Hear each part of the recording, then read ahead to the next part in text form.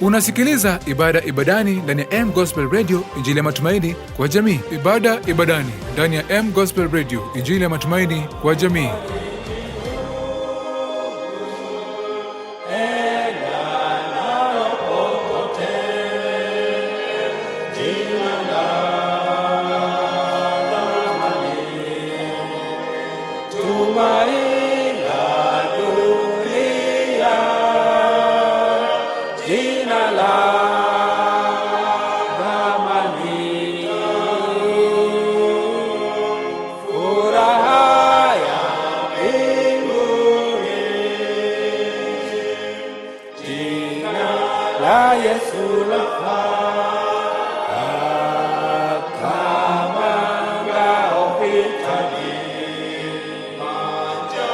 Ribu ya kisonga,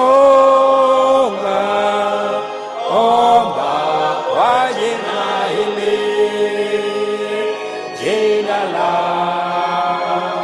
thamani, tumaini la dunia, jina la thamani.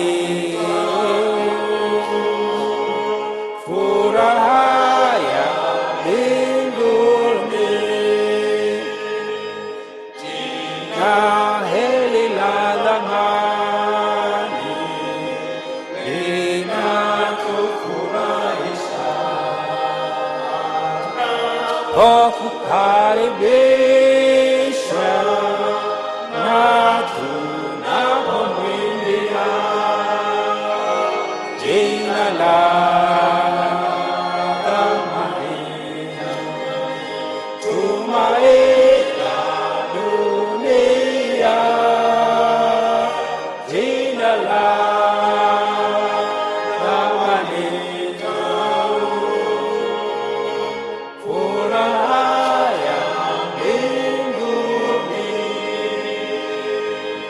Mwisho wa safari yetu tutakaposujudu, hele tutasifu furaha ya mbinguni, jina la thamani.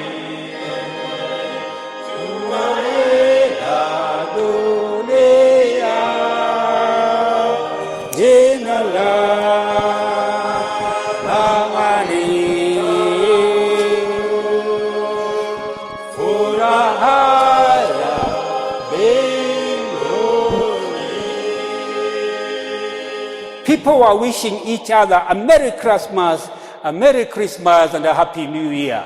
Every one of them.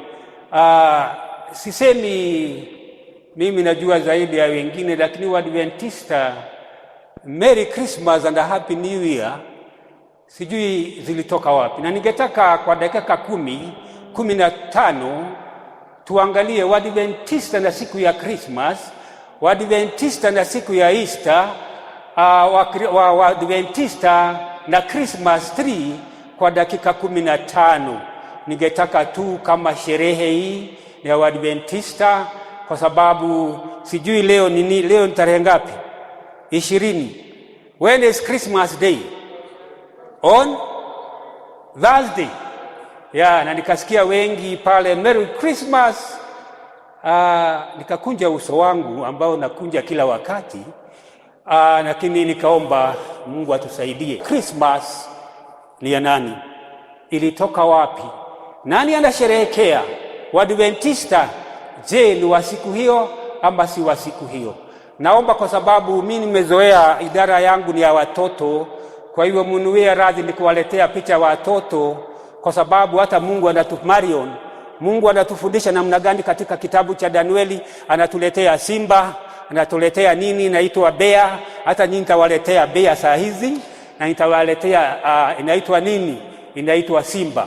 Naona two young men, Gatimu, warwembo, mkiwa na hii kijana nimuletee picha za Danieli kidogo tu, tuangalie mawili matatu, tukimbie tuangalie Christmas Happy New Year, Easter kidogo, kama Waadventista wataungana na mataifa yote, Makristo wote, ili tusherekee. Neno lituambie, yote imeandikwa, tutafuata yale ambao Mwenyezi Mungu. Na taka tusome katika kitabu cha 1 John 5:7. Hapo ndio hata karatasi yangu ikija. 1 John 5:7, kuna kitu inaitwa utakatifu wa kweli. 1 John, haraka sana, sijui kama umeshika hapo. 1 John, ya asante, mimi naleta simba zangu hapa. Hata nina mtu maridadi sapa wa Christmas. Niko na msalaba tumeimba chini ya msalaba, kwa sababu tukiingia mbinguni hakuna wimbo mwingi, ni wimbo wa msalaba na kukombolewa. Hapa kuna msalaba, kuna tii, sijui kama tutaweza kufika hapa. Kuna Christmas tree. Ukienda Naivas, nilienda na nikachukua picha ya Christmas tree. Sijui kama nitawatupia, lakini sijui, lakini iko hapo.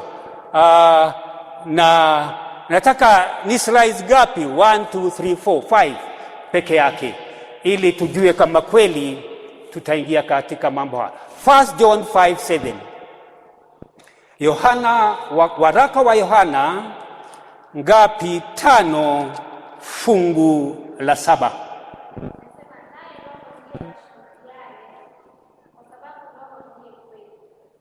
Wewe uko wapi my daughter? 1 John, waraka wa Yohana 5 fungu la 7. This is a biblical fact.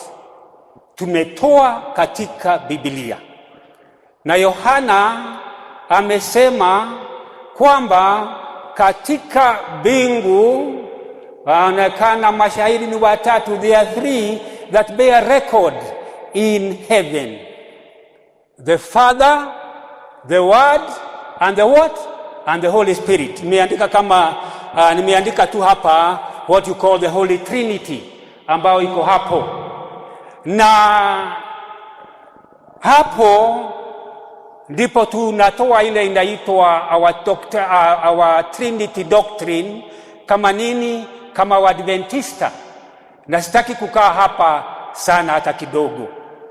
Ule word hapa imeandikwa word, hajaandikwa the Son of God ama Jesus Christ kama vile nimeandika pale. Lakini tunajua in 1 John 1:1 hapo mwanzo ilikuwa nini? Neno. Na neno lilikuwa na nani? Na Mungu, na neno lilikuwa Mungu. So this is the Holy Trinity. Sitaki hapa kwa sababu nafundisha walimu ambao ni Waadventista. Lakini kumbe kuna Trinity ambao imeleta mambo mengi katika ulimwengu huu, na yote imeandikwa katika nini? Katika Biblia. Nataka usome nani katika Methali 12 fungu la 19. Soma Methali 12 fungu la 19. Tunaambiwa ulimi ambao unaongea ukweli unadhibitishwa milele na milele. Amina. Na naomba Mungu atusaidie mpaka tuanzie masaa haya mpaka mwisho wa dahari, dini zetu zinafanya nini? Zinaongea ukweli.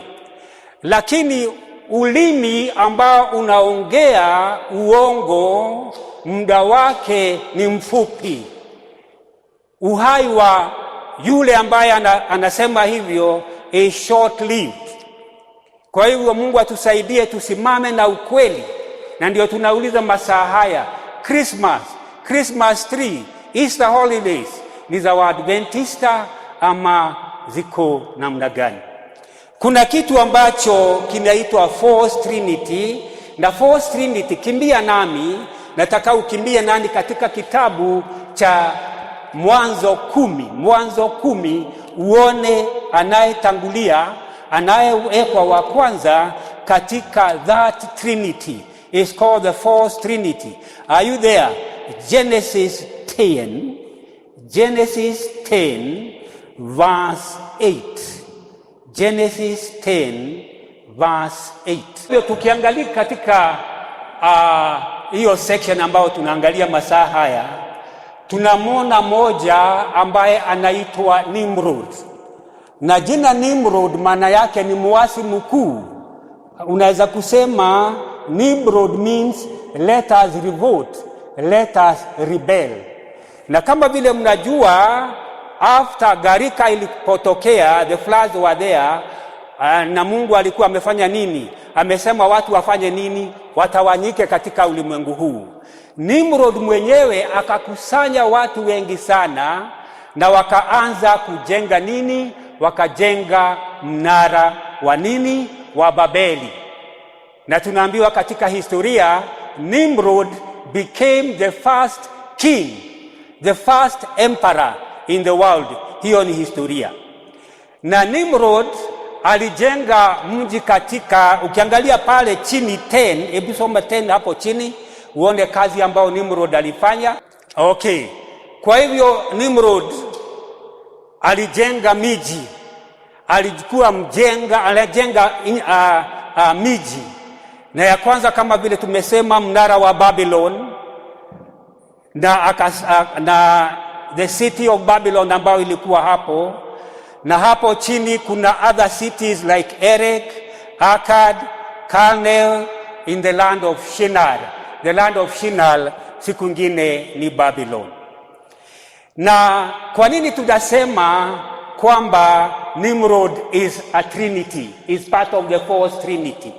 Ni kwa sababu kuna mambo mawili ambaye Nimrod mwenyewe ameleta katika ulimwengu huu. Na nataka kuacha kidogo tuingie katika wa pili katika Trinity. Nataka usome katika Judges 2:13 ili tushike Trinity, ili tuone wanafanya kazi namna gani na nini vipi wamefanya. Judges 2:13. Asante sana Mwadime. Anasema ni nani hawa? Anasema wana wa Israeli ambao walikuwa wametoa Misri. Na unajua wahukumu pale Judges ni after Joshua has done what? Joshua amekufa, sasa Waisraeli wameingia katika kipindi kingine. Badala ya kukumbuka yule Mungu ambaye aliwatoa Misri, badala ya kukumbuka Mungu ambaye alikuwa amefanyia mengi sana katika maisha yao, waliingia katika kumwabudu nani? Baali. Na kuna jina umesoma hapo, Mashtorath. Okay, ukiangalia Bible zingine zinamuita Ishtar, Astat. Na ukiangalia katika historia ya vile mambo imeendelea, ndiye anaitwa Semiramis. Na Semiramis kama vile tutaendelea kujua, alioa Nimrod. That is a historical fact. Nimrod tumesoma alijenga hata mnara wa Babeli, ndiye alikuwa amejenga, mpaka Mungu akaona kwa kweli uasi umefanya nini? Uasi umezidi. Naona hata wamekuja kufanya nini? Kunitafuta hapa juu, kwa sababu huo mnara ulikuwa umeenda na kuenda, kwa sababu walikuwa anasema ikiwa mvua hii italetwa na huyu Mungu wakati huu hata tuweza. Akili zetu tumetujengea mnara na utaenda juu zaidi. Ukisoma katika hapo Genesis, kuna pahali ambapo wamejigamba. Tukimbia nani katika Genesis 11 uone vile wanajigamba. Angalia verse 3. Wakasemezana wao kwa wao, Mungu amesema mujaze ulimwengu, muzae na mwende. Lakini Nimrod amekuja, mfalme wa kwanza katika ulimwengu huu, na akasema anataka watajenga hiyo mnara ambao itaenda juu na juu tena na tena, hawatafanya nini? Hawatatengana. God says scatter. Nimrod anasema nini? Lest we be scattered.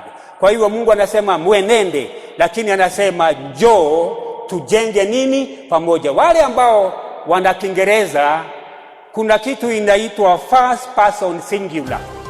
Unasikiliza ibada ibadani ndani ya M Gospel Radio, injili ya matumaini kwa jamii. Ibada ibadani ndani ya M Gospel Radio, injili ya matumaini kwa jamii. First person singular, angalia hapo inasema let us, although this is first person plural, hiyo ni ubinafsi. Ukisoma tena na tena na tena, hapa kuna ubinafsi wa pekee. Anasema let us build us a city and a tower, okay, whose top may reach up to what? Heaven. Let us make us a name, lest we. Sijui kama kuna kitu unasoma hapo. Ikiwa kuna kujigamba kwa Kiingereza, it is selfishness hapa. Nimrod, ambao nimewaambia jina lake ni kusema muasi mkuu. Nimrod, rebel. Let us rebel. Let us revolt. Tumeandikiwa hapa vizuri sana. Yeye ndiye alifanya kinyume na mapenzi ya nani? Na mapenzi ya Mungu. Na ukihesabu hizo zote ni karibu us and we ni kama 6. Na namba 6 na 6 inasimamia yule muovu, the Antichrist. Kwa hivyo hapa kuna element ya Antichrist ama mpinga Mungu ambayo imeandikwa hapo. Mpaka Mungu, nasema tena, akaona kwa kweli hafanyi nini? Haienendi vizuri. Na akafanya nini? Akateremka yeye mwenyewe Mungu, Baba na Roho Mtakatifu. Wale ambao walikuwa naongea lugha moja wakafanya nini? Wakafukuzwa. Hawakuelewana lugha. Na ndio unaona katika Kenya tuna malugha sijui 42. Wao duko na maelfu ya nini? Ya lugha. Ni kwa sababu ya wasi wa nani? Wa Nimrod. Lakini tukienda juu mbinguni tutarudishiwa lugha ya Eden. Tutarudishiwa lugha ya Eden. Kwa hivyo Nimrod tumeona ni nini? Ni wasi. Wacha nimwache hapo na kuja tu kuhusu Semiramis. Semiramis ambaye tumesoma katika Judges alikuwa naabudiwa. Hata Waisraeli wanafanya nini? Wanamuabudu. Na tutaona tukiendelea kidogo. Na nataka Trinity ule wa tatu anaitwa Tammuz. Na msikilize hili jina Tammuz. Tunaongea kihistoria, tuongea kibibilia na evidence iko. Tammuz, maana ya Tammuz ni nini? Tutakuja. Soma nani katika kitabu cha Ezekieli 8:14. Alafu sasa ni wahadithie historia. Sasa ni historia ambayo imenakiliwa na uweza kuchimba uchimbue katika vitabu vya historia na utaona yale ambao nitaongea masaa haya. Chimbua Ezekieli 8:14. Hapana, simama hapo Bwana Madini. Anasema nani? Wanawake wangapi? Ni wanawake ambao wako hapa wameshikwa na kilio kikuu. Kilio hiki kikuu, nani anaweza kutuambia hii kilio Ezekiel anasema ni kipi? Ukisoma tu hiyo verse utaelewa. Lazima ukae chini, lazima utafanya utafiti ujue ni nini hiki wanalia. Biblia hajafanya nini? Hajatuambia. Wao wanawake ilikuwa desturi yao na ni wana wa Israeli. Hao ni wanawake wa Yerusalemu. Hawa ni wanawake wa Israeli. Na kila mwaka walikuwa wanafanya nini? Wanamlilia Tammuz. Tammuz ni nani? Unaweza kuuliza. Kwa hivyo tumeona Nimrod, tumeona Semiramis, tumeona nini? Tammuz ambao wako hapa. Tumempata Nimrod katika Bible, anaoppose nani? Anaoppose Mungu. Semiramis na yeye ndiye mke wa nani? Mke wa Nimrod. Naye Tammuz alitoka wapi? Nataka utafuta kitabu kinaitwa The Two Babylons by Alexander Hislop. Andika pahali, tafuta hii kitabu. inaitwa The Two Babylons by Alexander Hislop. Akisimulia hapo anasema Nimrod aliendelea kuwa na nini, akawa shujaa kabisa, amekuwa mfalme, amejenga mpaka najua Nineve. Bwana Karani, Nineve ilijengwa na nani? Na Nimrod.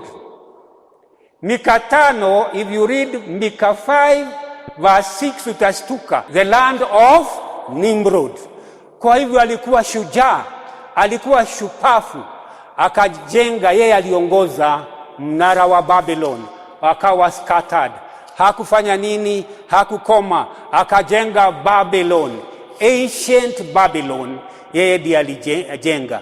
Na ile miji mingine ambao tumesoma hapo katika Genesis chapter 10.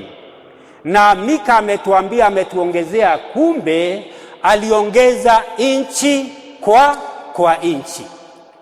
Hislop anasema hivi na nakili. Anasema uasi wa Nimrod ukaendelea mpaka ikaonekana uchafu huu umefanya nini? Uasi huu umetua too much. Anko yake anaitwa, na ni mtoto wa Noah, anaitwa Shem. Nimrod alikuwa mtoto wa Kush, nake Kush alizaliwa na Ham, Japheth na yule mwingine. Walikuwa wangapi? Na Shem walikuwa vijana watatu ambao waliepuka nini? Gharika. Tuko pamoja? I'm just paraphrasing, that is the story. So Kush akamzaa nani? Nimrod akawa shupafu, the first emperor, the first king in the world. Ndiye amejenga na kuongeza nini? Kuongeza tunasema uasi. Mpaka Shem akasema haiwezi kuwa namna hii. Ni kama vile Mungu alisema roho wangu tena hawezi kufanya nini? Malumbano na nani? Na binadamu, akaangamiza ulimwengu. Ndio Shem akafanya juu chini, akaua Nimrod. Msikilize, this is a historical fact, imeandikwa, iko katika vitabu vingi. If you Google who killed Nimrod, the uncle Shem. Akafanya vitu vibaya ili watu wafanye nini? Wamuogope Mungu. Alikatakatwa, akatupwa katika nini? Katika bahari. Na unajua, hata sijui desturi hiyo imetoka wapi, watu wanachomwa, wanakuwa nini? Hata Waafrika nimeona, Bwana Edwin, wakichomwa, na hiyo inaitwa nini? Majivu inatumbukizwa kwa mito, labda ilitoka huko. Lakini Nimrod amefanya nini? Ameuawa. Sasa bibi yake amefanya nini? Ameachwa peke yake. Tunaambiwa by Hislop, bibi yake Semiramis akachukua kitu inaitwa ushukani. Tuko pamoja? Akaendelea hivyo na uasi ambao ulikuwa wa bwana wake. Lakini kuna kitu ambacho aliambia watu, and a historical fact. Akasema hata ingawa Nimrod ameuawa, hajakufa. Roho yake imeenda mpaka kwa jua, na atakuwa akiwatawala, akitutawala kutipia nini? Ile inaitwa miale ya nini? Ya jua. You shall be ruled by the sun rays. Kwa hivyo Nimrod hakufa, hata ingawa historically tunaona alifanya nini? Aliuawa na nyama zake zitatupwa mitoni. Lakini udanganyifu wa kweli, na ndio tunaambiwa by Proverbs 12:19, ulimi wa uongo is for a short what? Is for a short time. Akasema nini? Hajakufa, kwa hivyo muendelee katika vile alikuwa anafanya, na alikuwa na waongoza. Hislop anaendelea anatuambia akapata mimba, she became pregnant, expectant.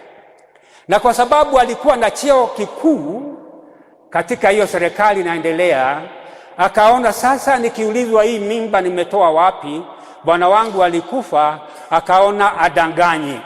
Hislop anatuambia akaambia watu wake ambao walikuwa wamemuogopa sana, anawatawala kwa nguvu. Akawaambia, unajua, ndio niko na mimba, niko na mtoto, lakini baba yake ni Nimrod. Miale ya moto inaitwa rays of light from Nimrod imenifikia, niko mjamzito, tuko pamoja. Na akaendelea hivyo hivyo na akazaa mtoto ambaye Semiramis alizaa anaitwa Tammuz. Historical fact, anaitwa Tammuz. Ukiochukua jina Tammuz, uulize what is the meaning of the word Tammuz, inasema ni mtoto, ni kijana, sijui kama ni mvulana wa jua. Tammuz means son of the sun. Son ya S-O-N, son ya S-U-N. Are we together? S-U-N. Edwin, mtoto wa nani? Mvulana wa nani? Wa jua. Historical fact. Britannica, Encyclopedia Britannica imeandika mambo hayo yote, kwamba alizaa mtoto, aliambiwa watu wake ambao walikuwa wanamuogopa, wanamuamini sana, na akaambia Nimrod is what? Responsible. Amezaa mtoto. Nataka kuacha hapa. Alipozaa huu mtoto akawa very, very famous. Akaendelea akawa a very famous hunter. Very famous hunter. Siku moja akiwa katika msitu, kuna mnyama mkali sana anaitwa ni dubu ama anaitwa namna gani? Bear. What is a bear? Dubu. Ni dubu. Dubu ako na nguvu nyingi sana. Akaua Tammuz. Maisha ya Tammuz kafanya nini? Ikakuishia hapo. Kwa sababu Semiramis hachoki na uongo wake, akaamuru watu wote sasa wafanye nini? Wawe, ikiwa kuna mambo ambao inaendelea katika maisha yako, ukifa lazima uwekee, hii inaitwa T, inaitwa taus. Ukisoma zaidi utawekelewa tau. Inaitwa graves zote, makaburi yote. Ukifa in memory of Tammuz, lazima ufanywe nini? Lazima uwekelewe hii T. Lakini Warumi walipokuja wakaendelea, ndio waligeuza hii T ikawa msalaba. Is a historical fact. Na yoyote ambaye alikuwa osu anatenda vibaya katika Shinar, pale ambapo Semiramis alikuwa anatawala, alikuwa anasulubishwa wapi? Hapa. Nao Warumi wakaja wakaiga hiyo mfano tu, na ndio wakaanza kufanya nini? Kusulubisha watu nini? Katika misalaba. Na hivyo tunaona hata Yesu alipokuja alisulubishwa wapi? Katika msalaba. Hapo ndio tunaona Tammuz amefanya nini? Amefika, lakini kuna nini? Kuna ukumbusho wake. Na Semiramis akatangaza siku 40 ambazo ni zafanya nini? Ni za huzuni. Historical fact. Inaitwa Encyclopedia Britannica, Two Babylons by anaitwa Alexander Hislop. Akasema siku 40 zikafanywa nini? Zikatangazwa. Na for 40 days wakafanya nini? Wakaomba. Na ikawa desturi. Na hiyo desturi imeendelea, mwadime imeendelea mpaka ifanya nini? Imeingia katika kanisa la Wakatoliki na makanisa mengi ya Anglican na hizo zingine zote. Siku 40 za kuomboleza, si kuomboleza Kristo, hapana, ni kuomboleza nani? Tammuz.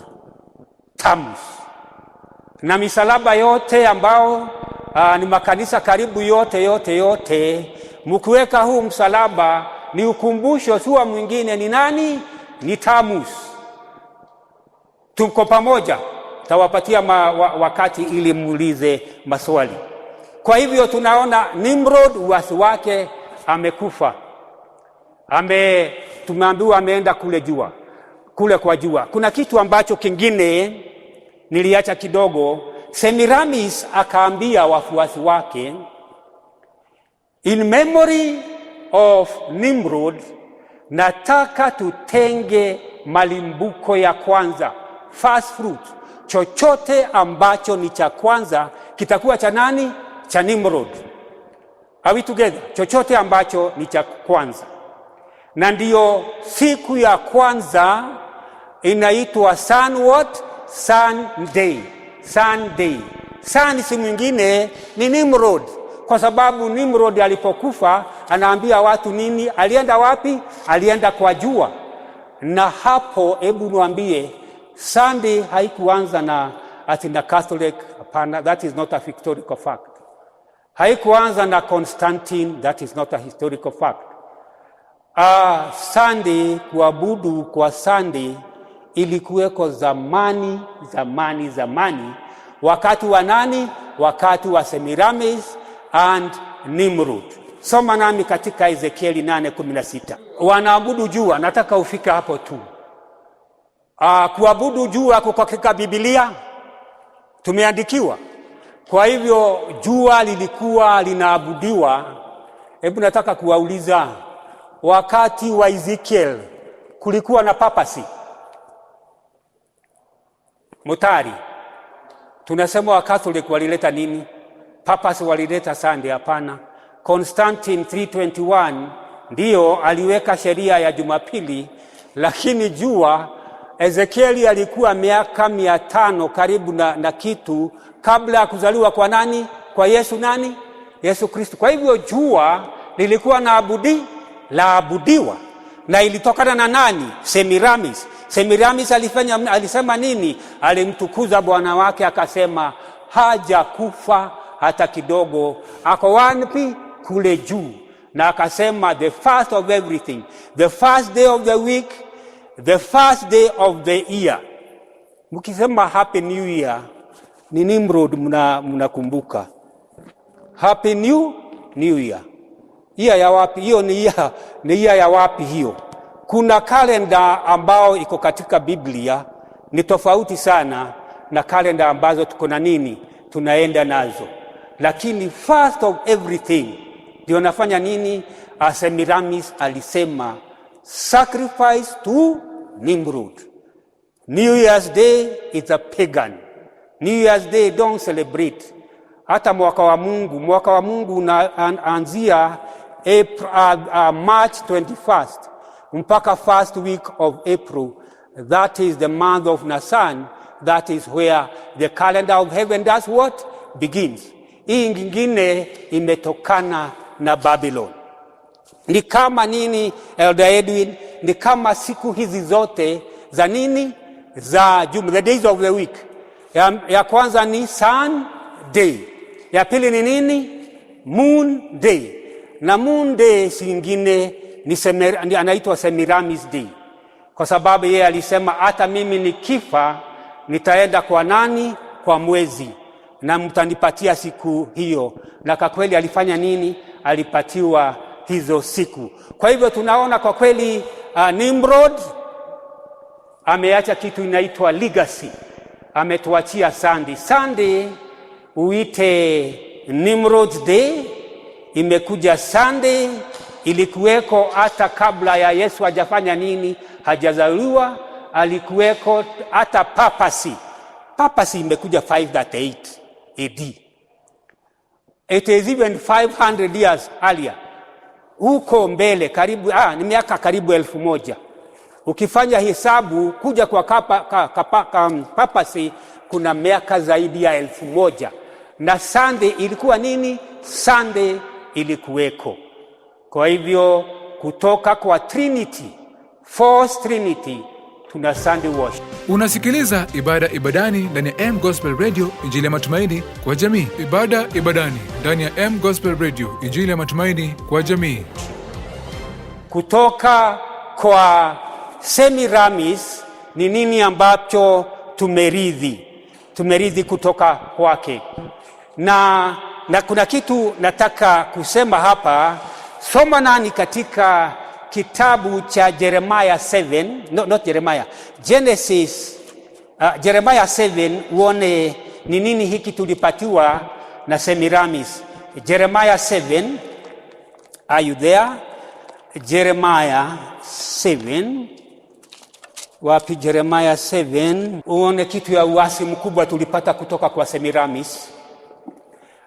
Na akona jina lingine amepewa huyu tu. Soma nami 7:16 na ukimbie mpaka 20 hapo. Mungu mwenyewe amekasirika, karibu hukumu zake ziwaangukie. Unasikia vile Jeremiah amesema, uasi wa wana wa Israeli ambao wamerithi kutoka kwa Semiramis na Nimrod na Tamuz, hao wote, na umeendelea mpaka wana wa Israeli wanaabudu nani? Wanaabudu Tamuz na Baal.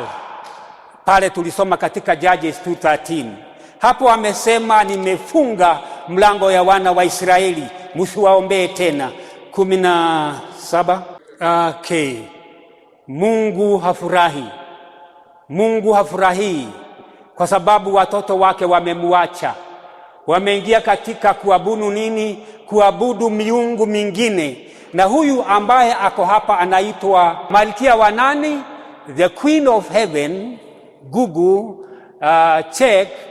The Queen of Heaven is the wife of Nimrod. Ndiye anaitwa Ishtar, ndiye anaitwa Astet katika Judges 2:13, na ndiye anaitwa Semiramis. Ako na maneno mengi sana.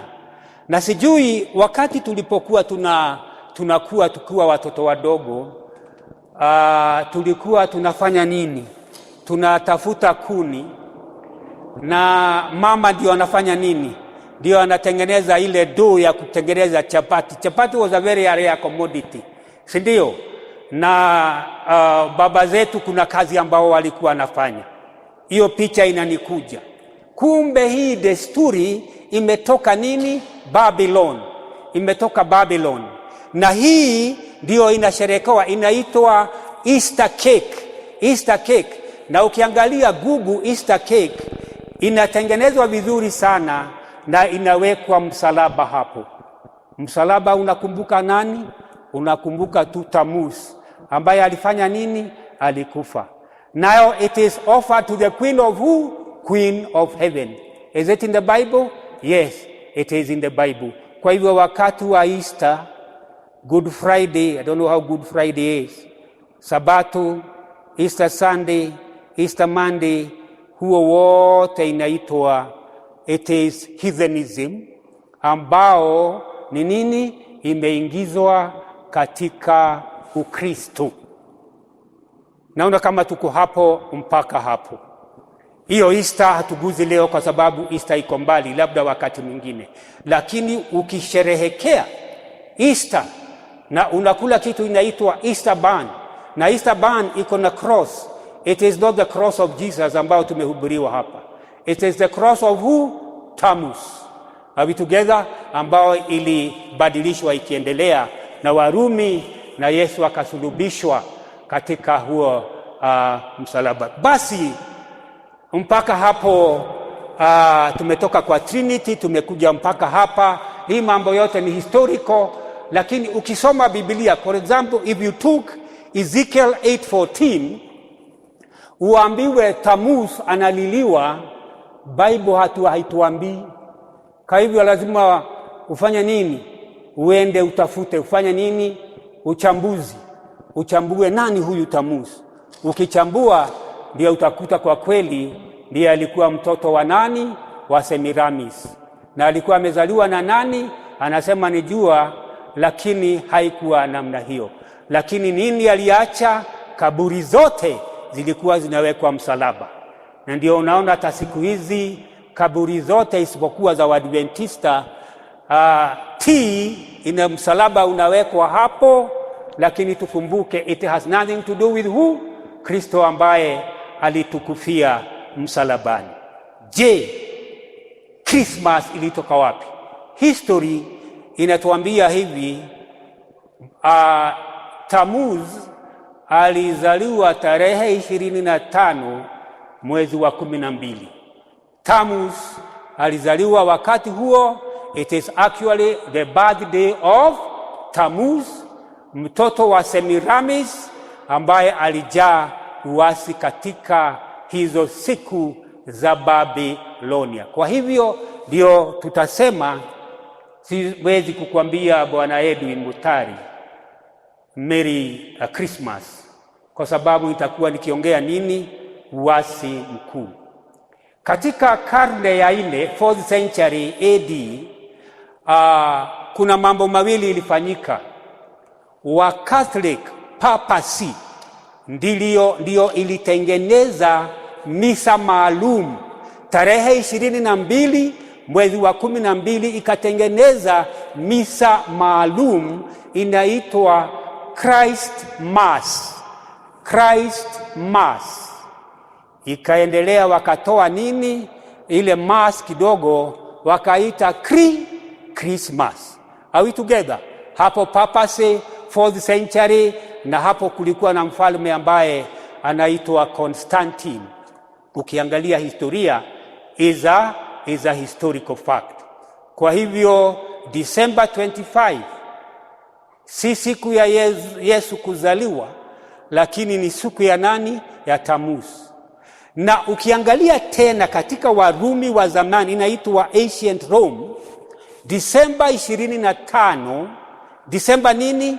25 ilikuwa siku ya kusherehekea jua lishukapo, linapopata uhai kutokana na nini? Inaitwa the season of winter. Are we together? Wanasema sasa kukua, kama kuna mtu alinipigia simu akiwa Canada akasema hapa ni theluji kubwa, nyinyi mko 24/7, mko na nini? Mko na jua.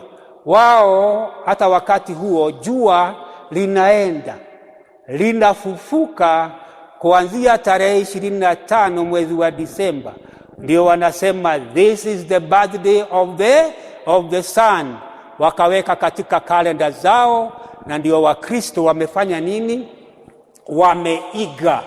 Kwa hivyo December 25, enda pamoja nani, tuende shamba, tuende kulima shamba, tufanye kazi nyingine, kwa sababu Mwokozi wetu hakufanya nini? Hakuzaliwa. Na wale ambao wanasikiliza, hivyo ndivyo ilivyo na imenakiliwa katika historia. Are we together? Ancient Rome walifanya hivyo. Papacy karne ya 4. Mfalme gani? Papacy and Constantine. Na Constantine ambaye aliweka sheria ya kwanza ya Jumapili alikuwa the first converted Christian, na alikuwa half converted, na ndio wakaleta uasi mkubwa.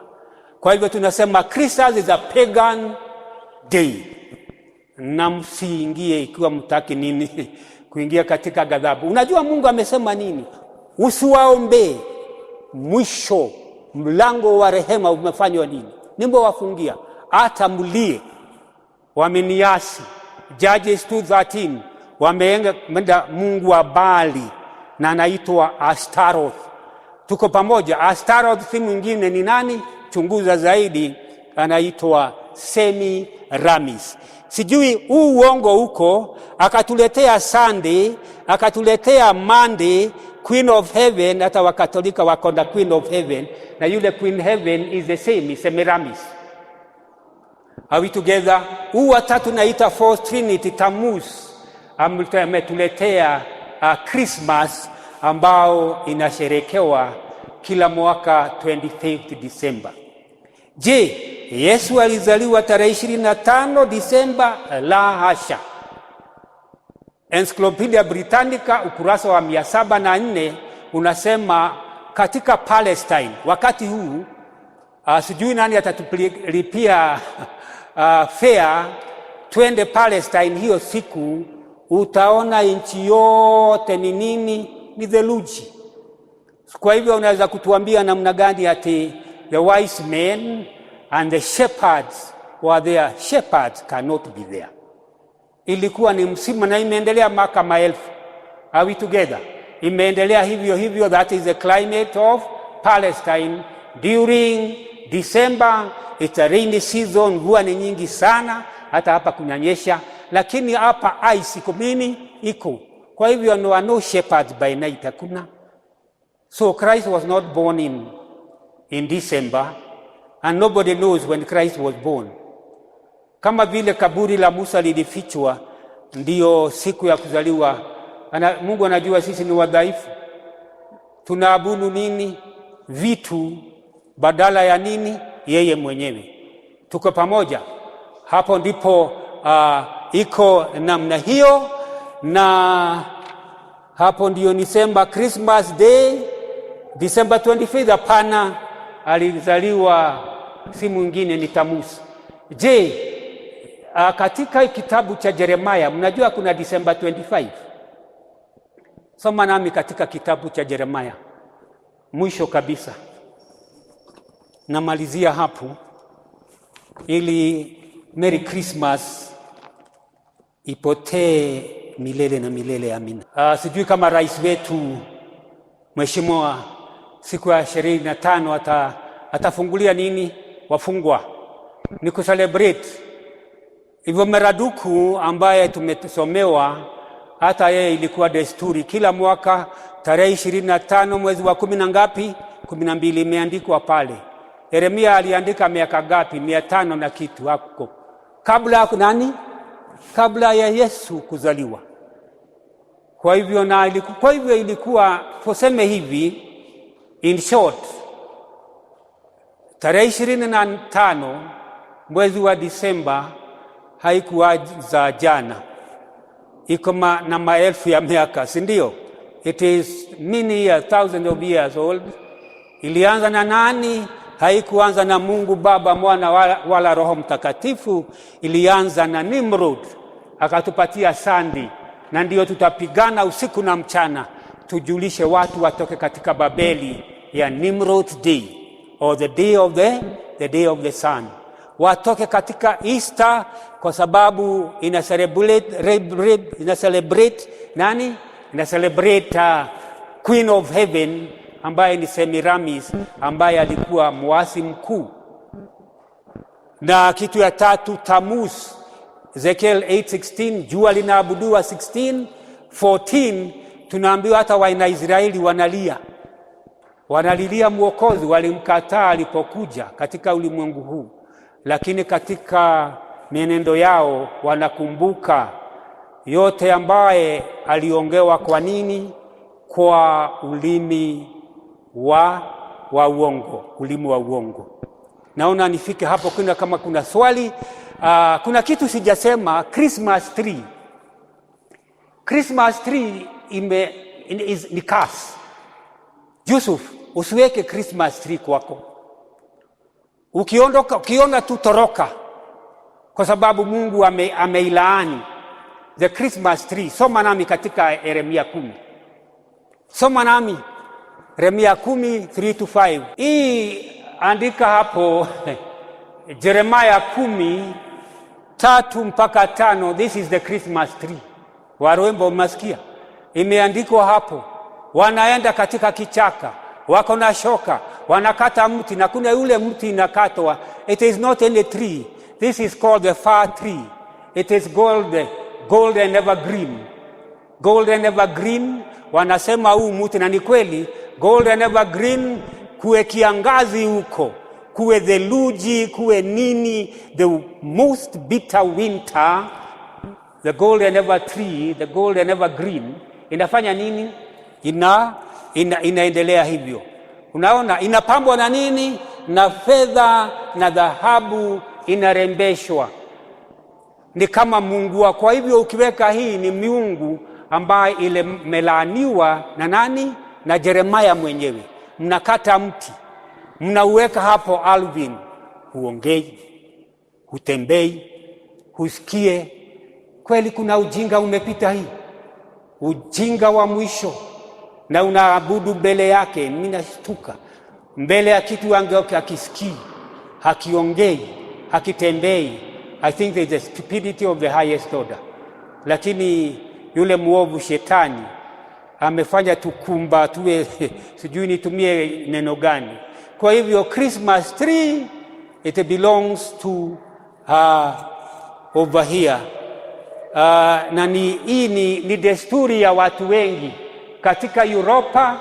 Ilikuwa namna hii, imewekwa vile. Unaona kama nimefanya justice katika slide hizi, ninafundisha ziko hapo. Kwa hivyo nikuambia Merry Christmas. Nimekuwa nimeotea na Merry Christmas ya Wakristo. Je, Waadventista wanaweza kucelebrate Christmas? Najua dada White kuna kitu amesema kidogo. Amesema ndio, si ya Mungu hata kidogo. Na uangalia katika kitabu inaitwa Adventist Home. Lakini anasema ili watoto wetu wasiwe kama wamekuwa ukiwa sana, watu wache warumbo watoto wako, ende kwa jirani, tengeneza mlo maalum. Lakini si watamusi na si wa Kristo, ni watoto wako. Kula, waambie hakuna, mefundisha wangu, kuna kitu wanauliza hiyo siku, hao wako wakule kitu, wasiende kwa jirani, si ndio? Hiyo siku, kwa sababu kutakuwa chapati, itakuwa nini? Sinaona pale Ezekiel anaitwa Jeremiah. Wale Jeremiah 7:16 ni mikate wanatengeneza, hiyo ni ya Easter. Kwa hivyo karani wetu hata sijui watengenezewe wasitoroke. Wanaweza kufanya nini? Kutoroka. Lakini haimaanishi ya kwamba it is the way it should be. Ni kwa sababu ni watoto, wafundishe Marion. Ile siku utapata watoto katika ulimwengu wafundishwe, waenende katika njia na mapito ya Bwana. Kwa hivyo Lucifer, hata mti huu si lazima Kristo angesulubishwa, si lazima. Kristo angekufa kwa njia nyingine.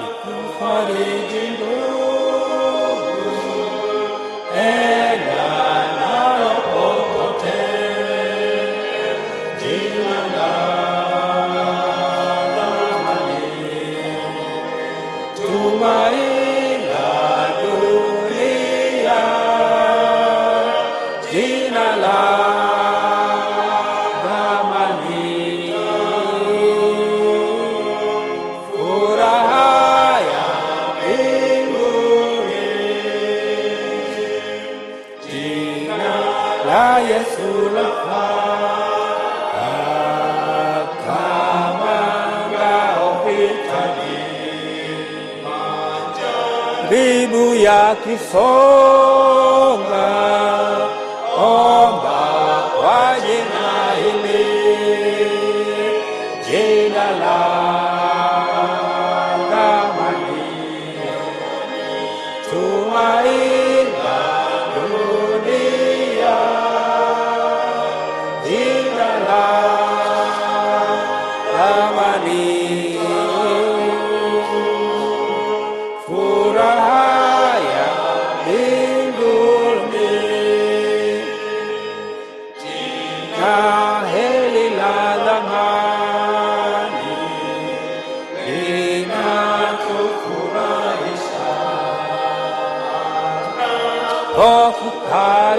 Kukaribisha na tunapomwimbia jina la thamani, tumaini la dunia, jina la thamani, furaha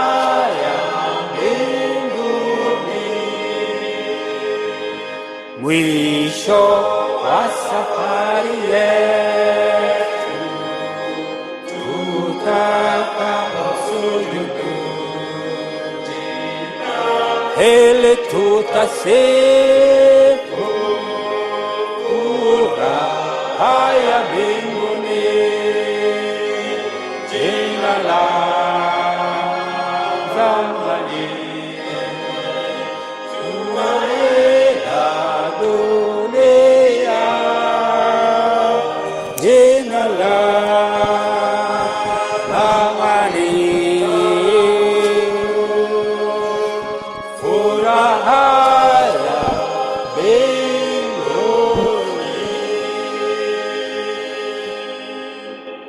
Usifiwe tena na tena, mfalme mwema. Asante kwa vile umekuwa nasi tangu masaa ya asubuhi tulipoanza Sabbath School, Mungu wetu. Na asante kwa yote ambao tumepata kutoka kwa watumishi wako na neno lako, na tunaomba ipate nafasi katika mioyo yetu na nafsi zetu, ili iendelee kutubadilisha, kutufananisha na wewe Mungu wetu. Asante kwa uzima ambao uko ndani yetu. Baba, umetuambia tukiongea ukweli katika maisha yetu tutaishi milele na milele. Pia tunakuomba Mungu wetu, midomo ya uongo iwe mbali nasi siku zetu zote. Mungu wetu, bariki wale ambao umekuwa nasi masaa ya saa 8. Sisi ambao tumesimama hapa, utukumbuke katika ufalme wako. Na Mungu wetu, tunakuomba ile siku Kristo anaporudi, Mungu wetu, hatutaogopa, hatutamkaribisha Mungu wetu. Tuwajiweka mikononi mwako vile tulivyo. Tunaomba uanze nasi Mungu wetu. Tuongee ukweli na ukweli mtupu Mungu wetu. Tuendelee na neno lako Mungu wetu. Tuendelee kukua na kukomaa katika njia na mapito zako Mungu wetu. Tuzingire na miale ya moto, ili yule mwovu atusifikie. Malaika hodari ambao ni wahuduma pamoja nasi, wawe nasi usiku na mchana mpaka tupatane na wengine. Kuwa nasi katika jina la Kristo tumeomba. Amen. Unasikiliza ibada ibadani ndani ya M Gospel Radio, injili ya matumaini kwa jamii. Ibada ibadani ndani ya M Gospel Radio, injili ya matumaini kwa jamii. Injili hubiriwe ulimwenguni mote, Yesu yuaja, unabii umetimilika, limebakia jambo moja. Injili hubiriwe ulimwenguni mote, Yesu yuaja.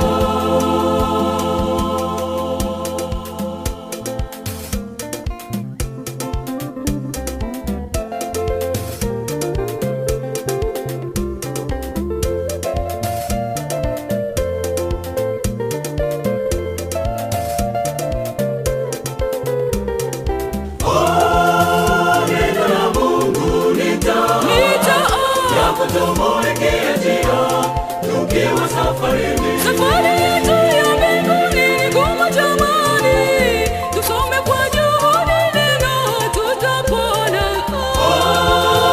Neno la Mungu ni taa ya kutumulikia njia tukiwa safarini. Mwambie jirani yako kama hajalisoma neno, anamchelewesha Yesu kuja tena. Neno la Mungu ni taa kutumulikia njia tukiwa safarini. Hatutaweza kuhubiri injili wapendwa, tusipoisoma Biblia tutashindwa. Neno la Mungu ni taa ya kutumulikia njia tukiwa safarini.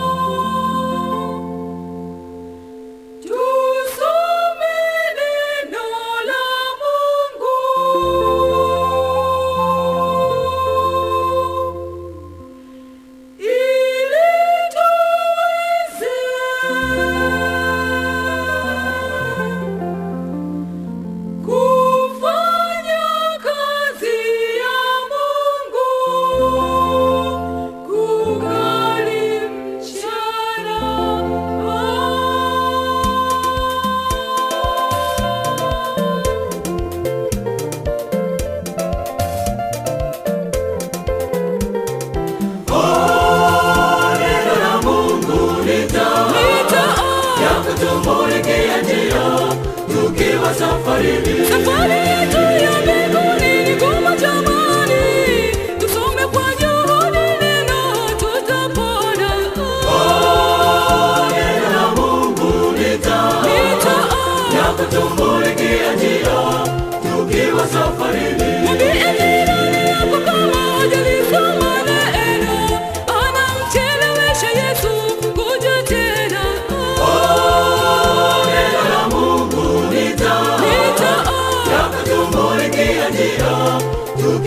safarini. Hatutaweza kuhubiri injili wapendwa, tusipoisoma Biblia tutashindwa.